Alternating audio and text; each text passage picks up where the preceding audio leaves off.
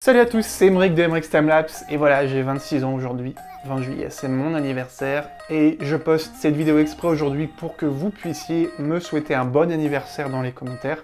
Il y a intérêt, sinon je vous bloque direct de la chaîne YouTube. Donc voilà, je voulais faire cette vidéo aujourd'hui parce que ça fait 6 ans que je fais des timelapses maintenant, 2011-2017, et donc je suis quand même assez étonné de la progression que j'ai pu faire en seulement 6 ans, parce que 6 ans c'est quand même pas beaucoup. Et j'avais envie de prendre 2-3 timelapses de chaque année, pour les comparer voilà, entre eux et voir comment au fil des années j'ai réussi à progresser et comment j'ai réussi justement à me concentrer plus sur certains détails, certains aspects du timelapse pour réussir à faire des timelapses jolis comme je fais aujourd'hui. Donc on va commencer avec des timelapses de 2011, 2012 et après on va aller jusqu'au timelapse de 2016-2017 pour voir ce qui a changé et pour voir aussi ce que le futur nous réserve. C'est parti.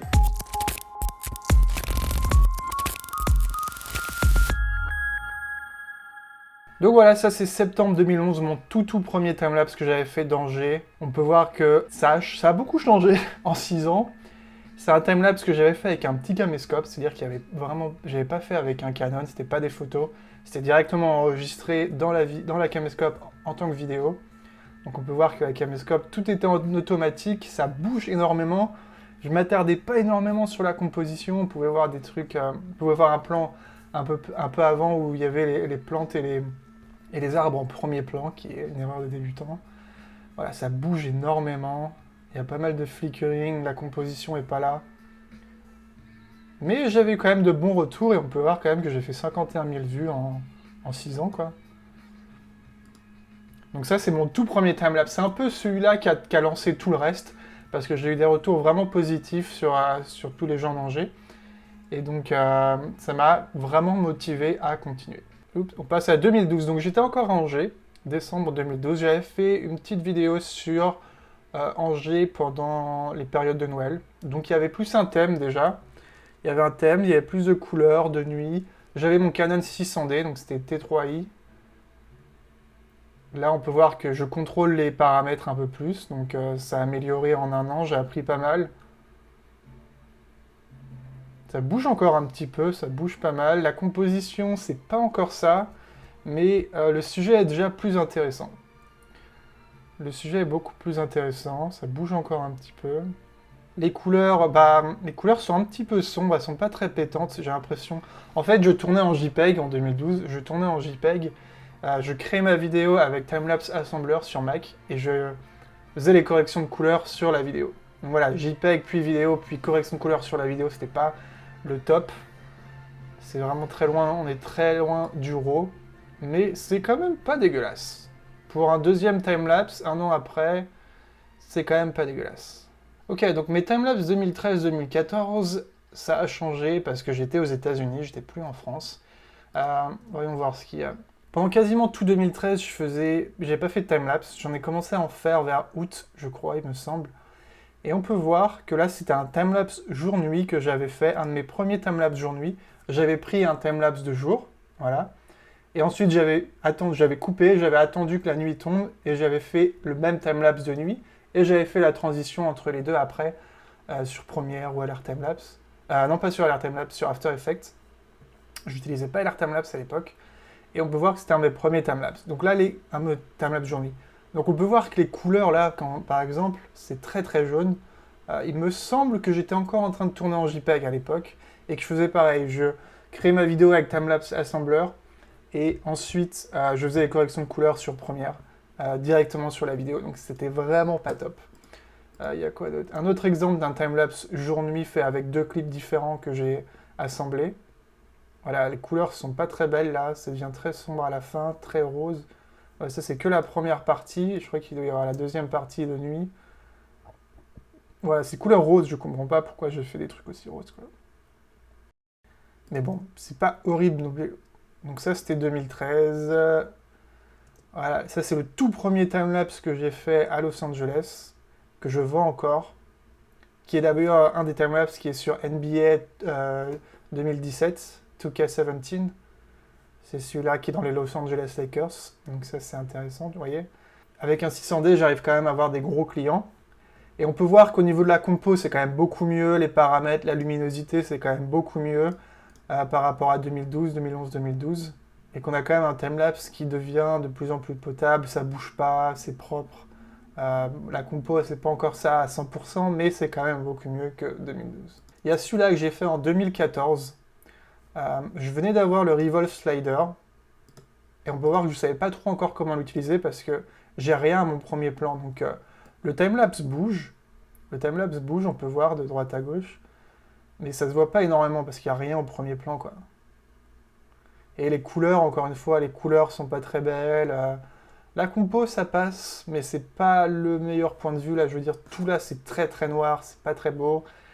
Mais on voit quand même qu'il y a de l'amélioration et qu'il y a de la persévérance. En 2014, on a quoi? Bah, j'en ai pas fait beaucoup non plus en 2014. J'ai commencé vraiment à m'y mettre fin 2014, début 2015. On peut voir que voilà, 2015, 122 timelapse. Lesquels sont les meilleurs?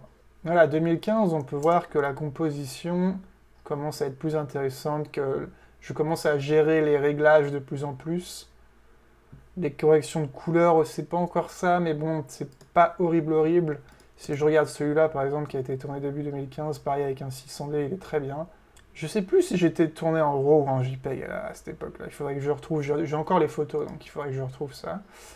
Mais on peut voir que ça s'améliore énormément, ça s'améliore très très vite à force de faire, d'expérience. Là, par exemple, vous voyez, c'est un timelapse de nuit.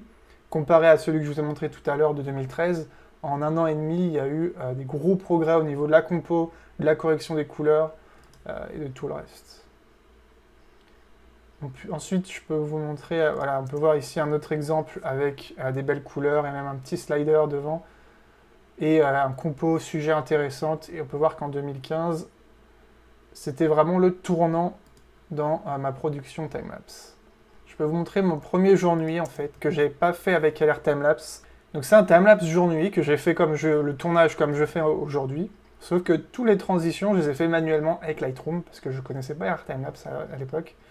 Donc je faisais pareil que LR Timelapse, je prenais un nombre de photos clés, je changeais les paramètres, et après je faisais toutes les transitions pour chaque paramètre à 0.1 ou 0.2 à chaque fois. Donc ça m'a pris une dizaine d'heures à faire celui-là, mais c'est un timelapse que j'ai vendu beaucoup. Et une fois que j'ai commencé à trouver LR Timelapse, à travailler avec LR Timelapse, là, ça a tout changé. Donc on peut voir que 2015, c'est à peu près la même chose, il n'y a rien d'extraordinaire.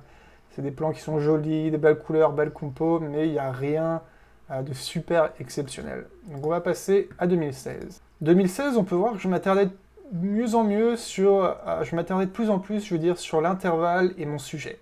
C'est-à-dire que voilà, là j'ai un très beau coucher de soleil. Début 2016, j'avais mon 6D, donc voilà, j'allais tourner vraiment très souvent.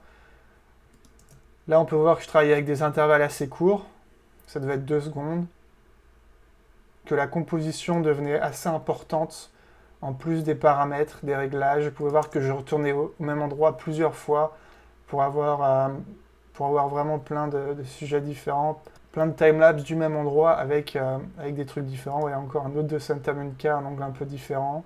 Maintenant, on peut voir que les couleurs, la compo, tout ça, c'est vraiment parfait, ça bouge pas. On a vraiment des timelapses de bonne qualité. Et fin 2016, donc c'était il y a vraiment pas très longtemps, on arrive quasiment à ce que je fais aujourd'hui, quoi. On voit notre Super Moon, on peut voir que je fais des timelapses de plus en plus courts, de 1 seconde en général, parce que j'adore avoir des mouvements très fluides et très propres. Donc des timelapses de 1 seconde en fin 2016, c'est là où j'ai commencé vraiment à m'y mettre à fond. Et donc à faire aussi des jours-nuits avec des intervalles assez courts de 3 à 5 secondes. Et de plus en plus d'angles différents, tout ça vraiment à faire grandir mon portfolio. Et enfin 2017, eh bien, c'est-à-dire plus de matériel, c'est-à-dire mettre de plus en plus de mouvements dans mes timelapses, rajouter des trucs avec slider, rajouter des... celui-là est d'une qualité exceptionnelle avec le petit mouvement vers la droite là. C'est superbe, j'adore vraiment ce que j'avais fait. Pareil ici avec un autre mouvement, avec la tête motorisée que j'utilise, qui est vraiment très propre.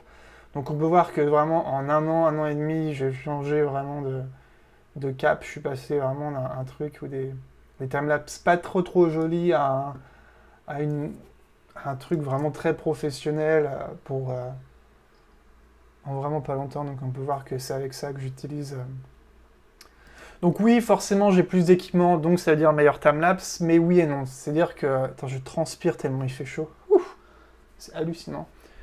J'ai tout qui est fermé, en fait, et j'ai la lumière devant moi, donc il fait très très chaud. Donc oui, l'équipement, c'est important, mais pas que. Vous voyez, vous pouvez voir que mon premier timelapse que j'ai tourné à Los Angeles, je l'ai vendu beaucoup de fois, et c'était une caméra qui coûtait 400 €, quoi. Avec un 18-55, le kit de base débutant, et pourtant j'ai réussi à faire un beau timelapse avec. C'est vraiment ce que vous faites de votre équipement qui est très important. Là, je l'ai déjà dit plein de fois, mais c'est très important. Donc voilà, forcément j'ai plus d'équipement maintenant, ça joue un peu sur la qualité du timelapse. Mais il y a aussi beaucoup de là-dedans artistique, être artistique, et dans la façon dont vous utilisez votre matériel, qui est très important. Donc on peut voir vraiment, il y a une grosse différence entre 2011, où je ne m'attardais vraiment pas sur la compo, l'intervalle, les corrections de couleurs, tous les autres détails avec les mouvements de caméra, tout ça qui bougeait, je m'en foutais. 2012, ça commençait vraiment je commençais à m'inquiéter un peu plus de tout ça, et maintenant on peut voir que 2017, un timelapse où il y a vraiment un tout petit peu qui bouge, il sortirait pas, quoi. Je ferai tout ce qu'il faut, même un tout petit peu de flickering, je ferai ce qu'il faut pour le réparer, quoi, et pour pouvoir le poster pour qu'il soit le plus joli possible. Donc voilà, c'est vraiment une passion, c'est vraiment quelque chose qui me prend beaucoup de temps, c'est mon métier maintenant, j'ai la chance de pouvoir faire mon métier comme ma passion comme métier, et c'est vraiment exceptionnel d'être son propre boss, de devoir voyager pour pouvoir se faire de l'argent, c'est vraiment quelque chose d'exceptionnel, et je conseille vraiment à n'importe qui a une passion, qui veut faire ça toute leur vie, de vraiment se battre et de vraiment faire tout ce qu'il faut pour réussir à, si vous avez envie de faire cette passion un métier.